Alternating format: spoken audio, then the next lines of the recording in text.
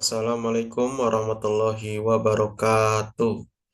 Perkenalkan, nama saya Lalu Noval Sidki dengan NIM 2022 1011 0311 540. Baik, di sini saya akan menjelaskan hasil analisis saya, analisis putusan dengan nomor 216 garing Pitsus garing 2025 garing PN Malang tentang tindak pidana narkotika. Selanjutnya di sini yaitu ada identitas putusan. Identitas putusan yaitu putusan nomor 261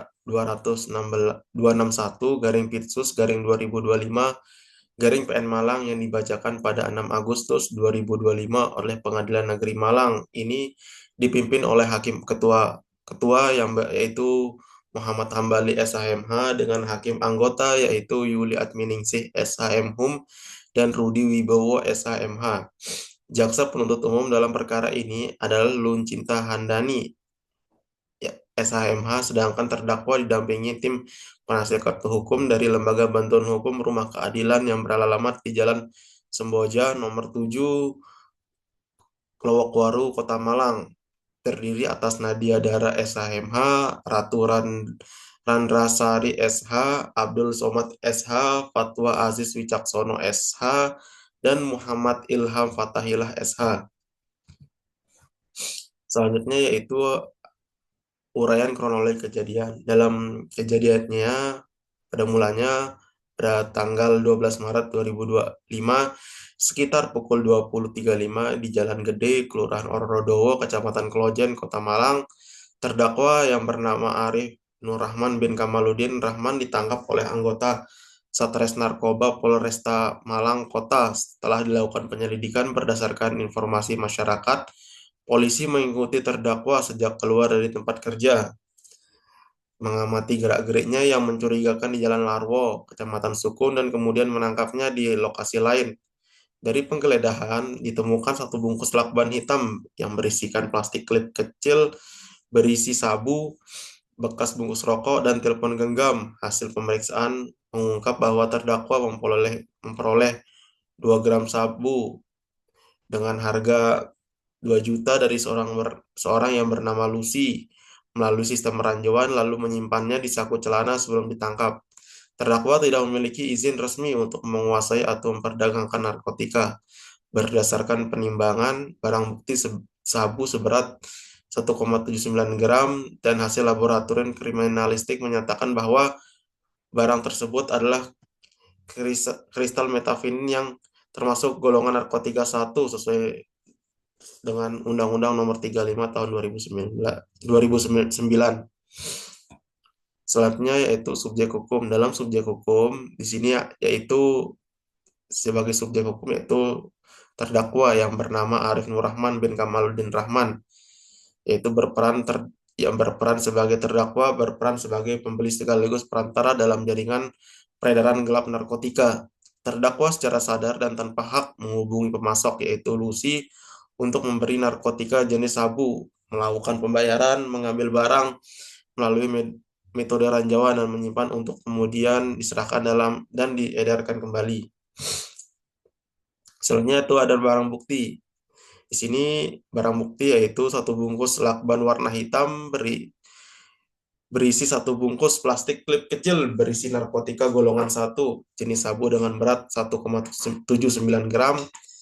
Yang kedua, satu buah bungkus rokok alami. Yang ketiga, satu unit handphone merek Samsung warna putih dengan nomor SIM card 081252379440. Selanjutnya pasal yang didakwakan. Di sini pasal yang didakwakan adalah pasal 112 ayat 1 Undang-Undang Republik Indonesia nomor 35 tahun 2009 tentang narkotika yang menjelaskan setiap orang tanpa hak atau melawan hukum memiliki, menyimpan, menguasai atau menyediakan narkotika golongan 1 bukan tanaman dipidana dengan pidana penjara paling singkat 4 tahun dan paling lama 12 tahun serta pidana denda paling sedikit 800.000 dalam perkara ini pasal 112 ayat 1 dijadikan dakwaan subsidiar oleh jaksa. Artinya Artinya jika peran terdakwa sebagai perantara dalam melakukan jual beli tindak terbukti, ia tetap dapat dijerat karena menguasai sabu seberat 1,79 gram tanpa izin. Selanjutnya, yaitu ada unsur delik yang relevan. Dalam unsur delik, yaitu unsur delik pada pasal 112 ayat 1 Undang-Undang Nomor 35 tahun 2009 meliputi pertama, unsur setiap orang terpenuhi karena terdakwa Arif Rahman bin Kamaluddin adalah warga negara Indonesia yang cakap secara hukum dan berada dalam wilayah hukum Pengadilan Negeri Malang saat kejadian. Kedua, unsur tanpa hak atau melawan hukum terbukti terdakwa karena terdakwa bukan tenaga medis, peneliti, atau pihak berizin, serta menguasai sabu tanpa dokumen resmi. Ketiga, unsur memiliki, menyimpan, menguasai, atau menyediakan terpenuhi karena saat ditangkap terdakwa menyimpan atau satu plastik klip kecil berisi sabu di bungkus rokok yang ditemukan di saku celananya. Keempat, unsur narkotika golongan 1 bukan tanaman juga terbukti berdasarkan hasil laboratorium yang menyatakan barang bukti adalah metamfetamina atau sabu yang termasuk narkotika golongan 1 nomor urut 61 lampiran 1 Undang-Undang Narkotika. Selanjutnya, pertimbangan hakim dalam menilai alat bukti dan unsur pidana. Keterangan Sakti Himawan Rizky Akbar dan Singgih Dwi Pribadi selaku anggota Satres Narkoba Polresta Malang menjelaskan kronologi penangkapan, lokasi kejadian, dan penemuan barang bukti yang saling bersesuaian serta dikuatkan oleh pengakuan terdakwa tentang asal-usul sabu dari Lucy dan cara pengambilan melalui ranjauan. Hakim menilai keberatan terdakwa terkait tidak adanya alat hisap tidak terbukti karena tidak didukung oleh bukti lain. Terdakwa mengakui membeli sabu dari Lucy untuk dipakai sendiri. Sudah lebih dari 5 kali, termasuk pada hari penangkapan.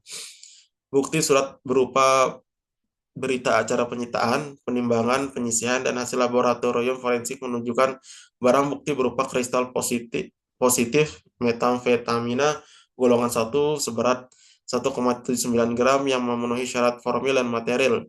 Barang bukti yang disita meliputi satu bungkus lakban berisi plastik klip sabu yang beratnya 1,79 gram, satu bungkus rokok bekas, dan satu HP Samsung putih yang ditemukan langsung di saku terdakwa sehingga membuktikan penguasaan fisik langsung. Selanjutnya ada argumentasi hukum terkait pembuktian.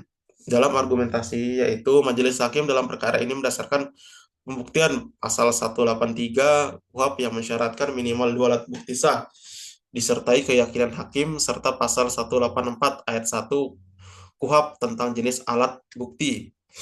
Pembuktian diarahkan untuk membuktikan seluruh unsur pasal 112 ayat 1 Undang-Undang Narkotika.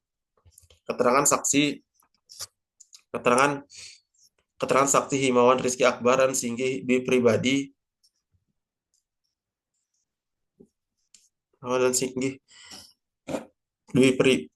dinilai secara formal dan materi karena diberikan di bawah sumpah di persidangan serta bersesuaian satu sama lain dan sejalan dengan pengakuan terdakwa. Keterangan terdakwa menguatkan bukti hal lain meski tidak cukup berdiri sendiri. Bukti serupa berupa berbagai berita acara serta dan barang bukti fisik yang beratnya 1,9 gram sabu, bungkus rokok, dan telepon genggam diperiksa langsung di persidangan. Unsur setiap orang terbukti karena terdakwa adalah subjek hukum yang cakap. Unsur tanpa hak atau melawan hukum terbukti karena terdakwa tidak berizin dan memperoleh narkotika secara ilegal. Unsur memiliki menyimpan atau menguasai terbukti dengan ditemukannya sabu di saku celana terdakwa. Dan unsur narkotika golongan 1 bukan tanaman terbukti melalui hasil uji laboratorium.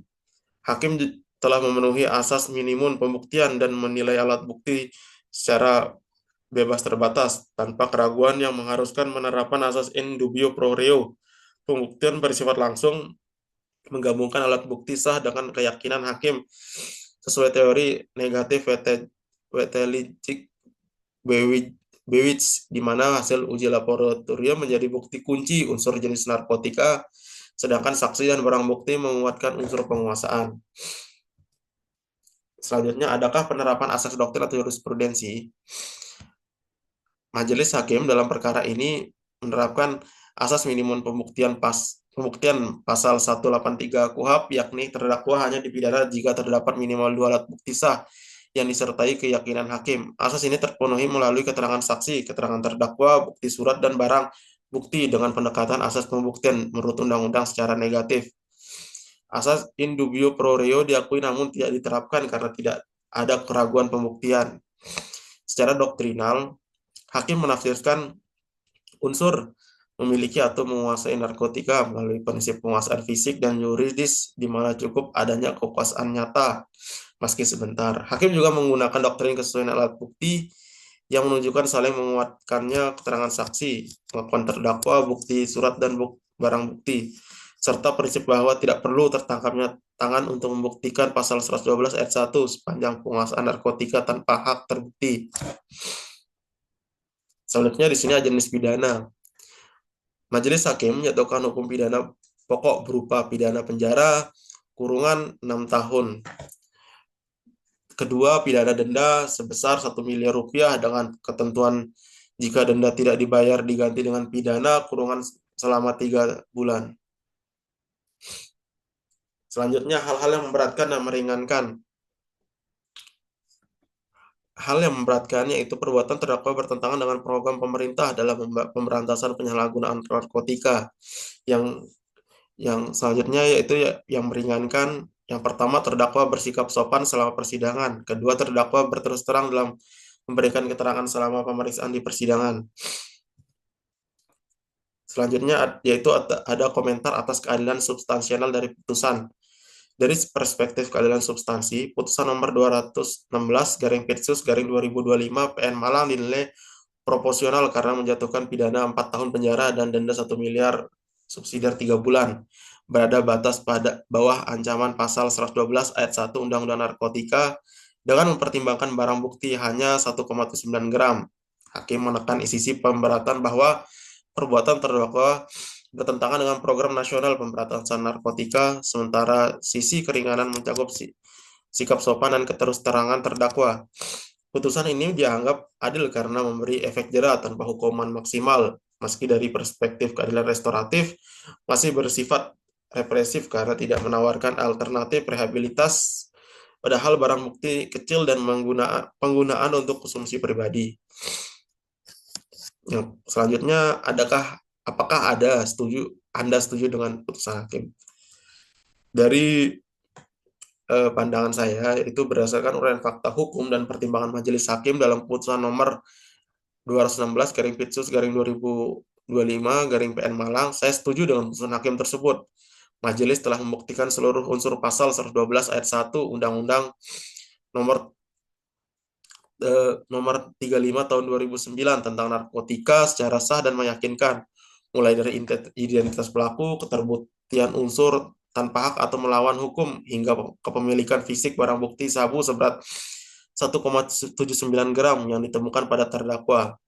Pertimbangan hakim juga memuat analisis runtut antara keterangan saksi, pengakuan terdakwa, serta bukti surat dan hasil laboratorium, sehingga tidak ada keraguan atas terpenuhnya unsur delik.